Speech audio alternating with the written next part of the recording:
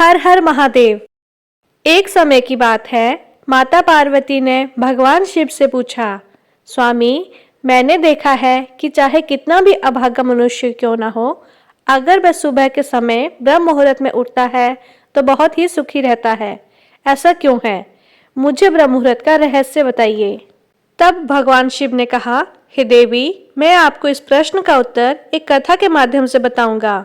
कृपया आप इस कथा को ध्यानपूर्वक सुनना, और जो भी मनुष्य इस कथा को पूरा सुनेगा वह कभी भी इस अवसर को अपने हाथ से नहीं जाने देगा। ब्रह्म मुहूर्त का रहस्य जानकर पूरा जीवन बदल जाएगा।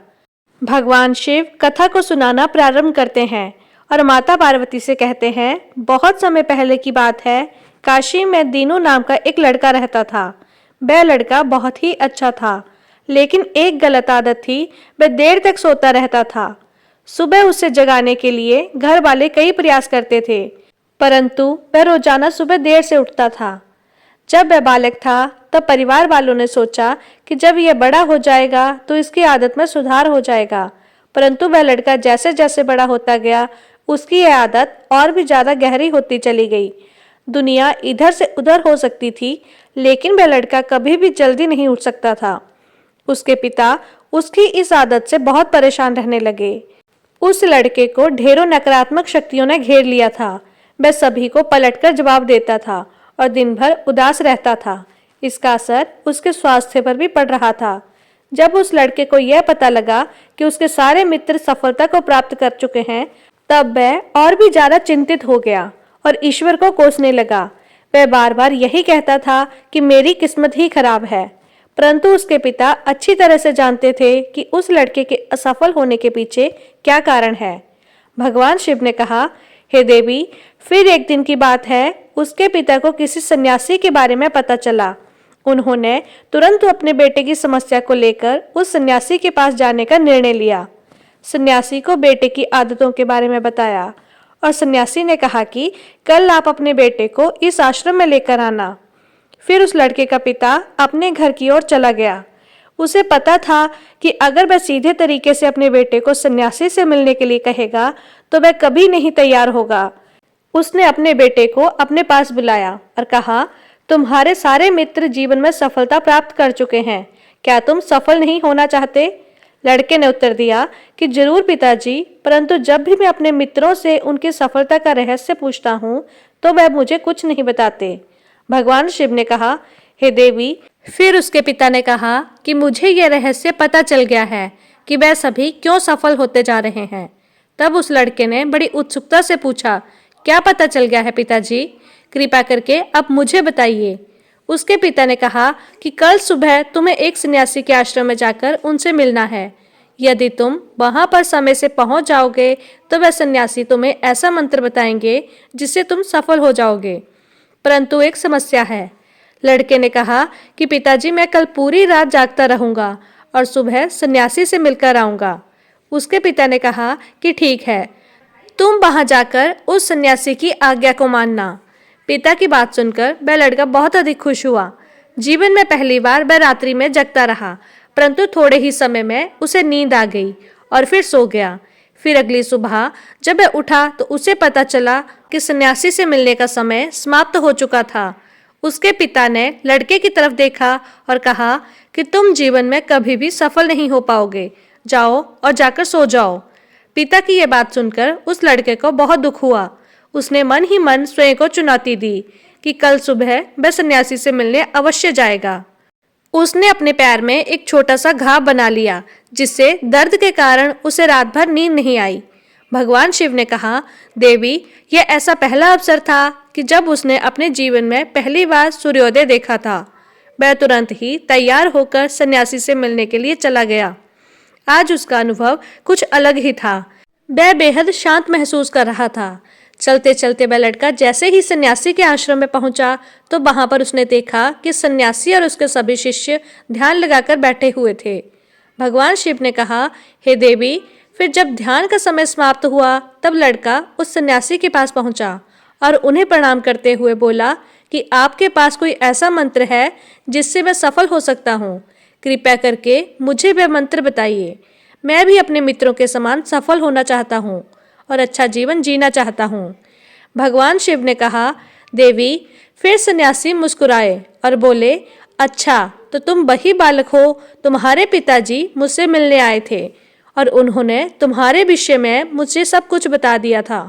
मैं तुम्हें वह मंत्र अवश्य बता देता, परंतु अब लड़के ने जैसे ही परंतु शब्द सुना तो लड़का घबरा गया।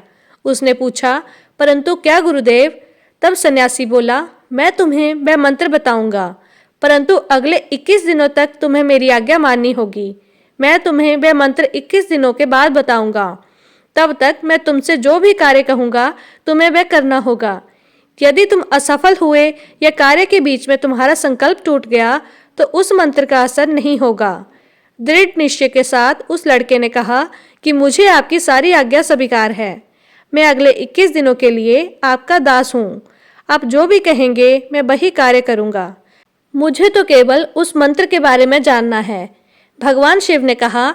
फिर सन्यासी ने उस लड़के से कहा कि ठीक है, कल से तुम्हारा कार्य शुरू होगा। तुम इसी आश्रम में निवास करोगे।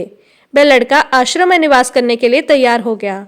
सन्यासी ने कहा कि यहाँ रहते हुए तुम्हें ब्रह्म मुहूर्त में उठना होगा और दूसरे शिष्यों की तरह ध्यान और तप करना होगा। साथ ही आश्रम के कार्यों में भी सहायता करनी होगी। ध्यान रहे, यह संकल्प टूटना नहीं चाहिए। भगवान शिव ने कहा, हे देवी। अब लड़का सन्यासी की बात से सहमत हो गया और अगले दिन से उसके कार्य के दिन की शुरुआत थी। इस बार उसने दृढ़ निश्चय किया, परंतु 1 सप्ताह बीतने के पश्चात ही उसका संकल्प टूट गया और वह 8वें दिन देर तक सोता रहा। जब वह नींद से जागा तो उसने कहा कि मुझसे कितनी बड़ी भूल हो गई। वह रोते हुए सन्यासी के पास पहुंचा और कहने लगा कि हे गुरुदेव, मेरा संकल्प टूट गया। अब मैं जीवन में कभी सफल नहीं हो पाऊंगा।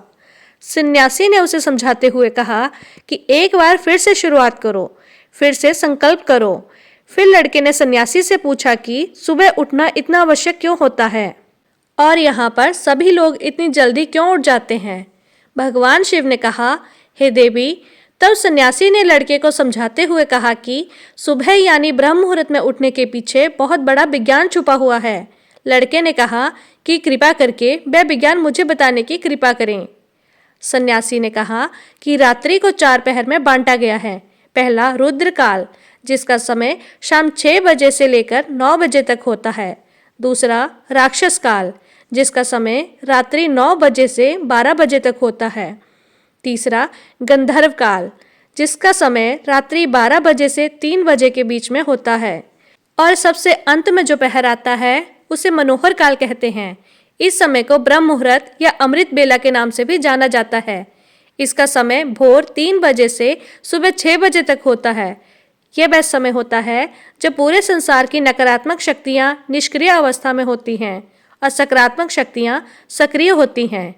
ब्रह्म मुहूर्त अर्थात देव मुहूर्त। ब्रह्म मुहूर्त का अर्थ देवताओं का समय होता है। वह सन्यासी आगे कहता है कि इस समय देवता धरती पर विचरण कर रहे होते हैं और जागृत मनुष्य पर उनका बड़ा ही सकारात्मक प्रभाव पड़ता है। ब्रह्म मुहूर्त ऐसा समय होता है जिसमें मनुष्य का मस्तिष्क बिल्कुल खाली होता है, जिसमें किसी प्रकार के कोई विचार नहीं होते। और जब इस समय व्यक्ति अपनी पुस्तक खोलकर पाठ का अध्ययन करते हैं तो उन्हें सब कुछ जल्दी से याद भी होता है और यह लंबे समय तक याद रहता है। यह ऐसा समय है जिसमें हम ज्ञान को समझने का प्रयास करते हैं। इस कारण आश्रम के सभी शिष्य और संसार में बहुत से ज्ञानी लोग ब्रह्म मुहूर्त में ही उठ जाते हैं। प्राचीन काल में रोशनी का कोई स्रोत न होने के कारण लोग अपने दिन का समापन सूर्यास्त के साथ और आरंभ सूर्योदय के साथ करते थे। यह एक तरीका था और जिससे मानव जीवन प्रकृति के साथ तालमेल बनाकर चलता है। भगवान शिव ने कहा, हे देवी। फिर उस लड़के ने कहा कि ठीक है, मैं कल से अपना संकल्प फिर से शुरू करता हूँ, परंतु ब्रह्म मुहूर्त में उठकर मुझे क्या क्या करना चाहिए। तब सन्यासी ने कहा कि ठीक है, मैं तुम्हें बताता हूँ कि ब्रह्म मुहूर्त में क्या करना चाहिए और कैसे करना चाहिए।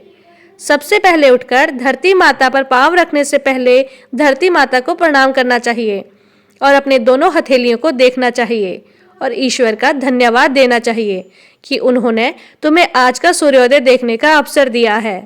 इसके बाद नित्य क्रम और स्नान करने से शरीर की ही नहीं बल्कि मन की भी शुद्धता बढ़ती है। स्नान के पश्चात ध्यान की प्रक्रिया होती है। ब्रह्म मुहूर्त में ध्यान की अवधि 21 दिन तक होती है। इस अवधि का उपयोग तब किया जाता है जब आप अपनी कोई मनोकामना की पूर्ति चाहते हैं। यह ऐसा समय होता है जब व्यक्ति अपने आज्ञा चक्र को सक्रिय करने पर काम करते हैं। भगवान शिव ने कहा, हे देवी, आगे वह सन्यासी कहता है कि आज्ञा चक्र दोनों बाहों के बीच में होता है। यह संकल्प का स्थान भी होता है। अगर इस चक्र पर ध्यान केंद्रित किया जाए और अपनी मनोकामना को बार बार दोहराया जाए तो मात्र 21 दिनों के भीतर वह मनोकामना पूरी हो जाती है। अगर आपके मन में कोई अधूरी मनोकामना है और आप उसे पूरी करना चाहते हैं, तब उसे सबसे पहले उस मनोकामना का स्पष्टीकरण कर लें। आपको क्या चाहिए, यह निर्णय अवश्य कर लें। इसके बाद ध्यान की विधि को शुरू करें। ब्रह्म मुहूर्त में स्नान के बाद एक ऐसा स्थान चुनें जहां पर वायु का प्रवेश हो। ध्यान में शुद्ध प्राण वायु का होना आवश्यक है। ध्यान की मुद्रा में रीढ़ की हड्डी सीधी होनी चाहिए, साथ ही गर्दन भी सीधी होनी चाहिए। सुखासन की अवस्था में दोनों हाथों को घुटनों पर रखकर आंखें बंद करके बैठ जाएं। हाथों की मुट्ठी बंद कर लें और 2-3 मिनट तक बिल्कुल शांत हो जाएं। जब आपका शरीर स्थिर हो जाए और श्वास भी शांत हो जाए, उसके बाद अपना सारा ध्यान आज्ञा चक्र पर लगाएं। इस दौरान लंबी गहरी सांस लें और सांस को रोक कर रखें। इस समय आप अपनी इच्छा को मन ही मन दोहराएं और अपने मन में इष्ट देव और देवी देवताओं, गुरुजनों का चिंतन करें। भगवान शिव ने कहा, हे देवी, उस सन्यासी ने कहा, जब सांस को रोकना कठिन हो जाए तब धीरे धीरे सांस को बाहर की ओर छोड़ो। सांस को नाक से भरें और मुख से बाहर छोड़ें। इस प्रक्रिया को 3 से 4 बार दोहराएं। ऐसा प्रतिदिन करने से आपकी जो भी मनोकामना है वह अवचेतन मन तक अवश्य पहुंच जाएगी और इच्छा पूर्ति जल्द होगी। आज्ञा चक्र सक्रिय होता है और हमारी आज्ञा को पूरा करता है। सांस को रोक कर रखने के दौरान शरीर में आपातकाल की स्थिति हो जाती है, जिससे कि आप बेकार की बातें सोचने और विचार करने से बचते हैं। ब्रह्म मुहूर्त के समय ईश्वर की विशेष कृपा होती है और कोई भी व्यक्ति अपनी मनोकामना को इस समय दोहराता है तो उसकी इच्छा जल्द से जल्द पूरी होती है। भगवान शिव ने कहा, हे देवी, इस प्रकार सन्यासी ने उस लड़के को ब्रह्म मुहूर्त का महत्व बताया। अगले 21 दिनों तक उस लड़के ने बड़े ही मन के साथ इस प्रक्रिया को अपनाया। अब वह बहुत ही ज्यादा अनुशासित और शांत स्वभाव का बन चुका था।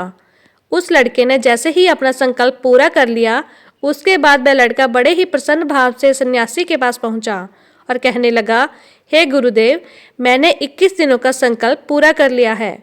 अब कृपया मुझे सफल होने का मंत्र बताइए।